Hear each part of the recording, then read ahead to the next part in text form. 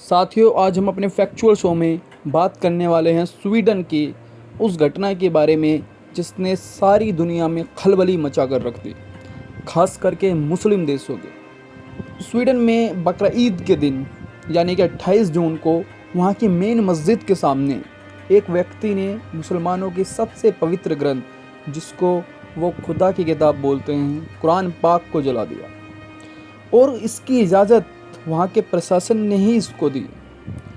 इस व्यक्ति का नाम सालवान मोमिका है, जो कि एक इराकी क्रिश्चियन था और इराक से वो भाग गया था। इस घटना के बाद से सारे मुस्लिम देशों में खलबली मची हुई है और हर तरफ बड़े बड़े धरना प्रदर्शन हो रहे हैं।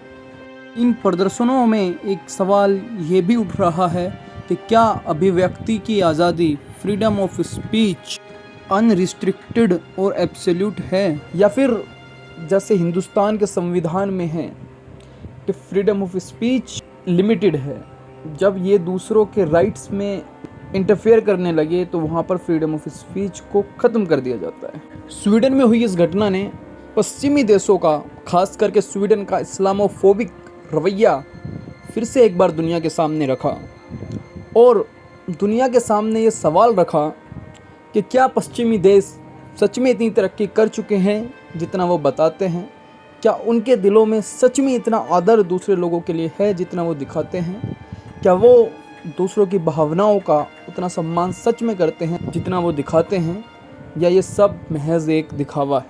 जैसे ही ये घटना घटती है, ठीक उसके बाद मुस्लिम देशों के सबसे बड़े संगठन OIC, Organisation of Islamic Countries ने एक आपात बैठक बुलाई।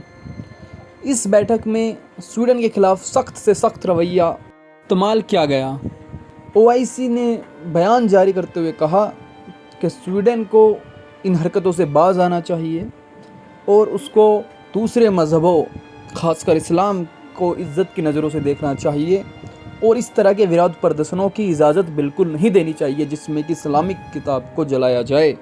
इसी की मीटिंग के अलावा भी मुस्लिम देशों ने अपने अपने बयान जारी किए, जिसमें तुर्की का बयान आता है। इन्हें सख्त लफ्ज़ इस्तेमाल करते हुए स्वीडन को आतंकियों की पनाहगाह बताया और ये कहा कि स्वीडन आतंकियों को पनाह देता है और ख़ासकर ऐसे लोगों को जो इस्लामोफोबिया से ग्रस्त हैं और इस तरह की घटनाओं को अंजाम देते हैं। तुर्की के इस सख्त रवैये से एक बार फिर से स्वीडन की नाटो में शामिल होने की योजना तहस नहस होती दिखाई पड़ रही है।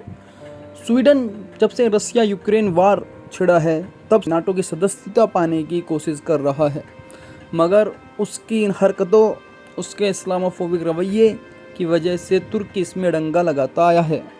और अब जबकि फिर से ऐसी घटना अंजाम दी गई स्वीडन में, तो फिर से ये खतरा है कि तुर्की नाटो में उसे शामिल नहीं होने देगा।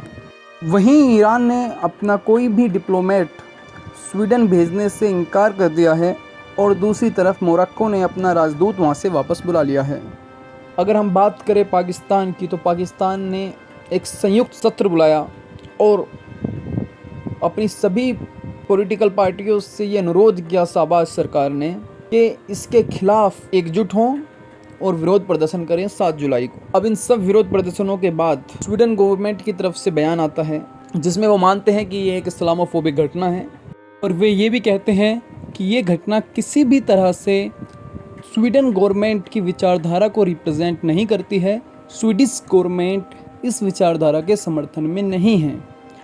अब जब इनका ये बयान आता है तो इसके बाद ये सवाल लाजमी उठता है कि यदि स्वीडिश गवर्नमेंट की विचारधारा इसमें शामिल नहीं है और स्वीडिश गवर्नमेंट इससे बिल्कुल अलग है, तो फिर इस तरह की उकसा देने वाली घटनाओं को अंजाम देने के लिए कैसे वहाँ के प्रशासन ने इजाज़त दी?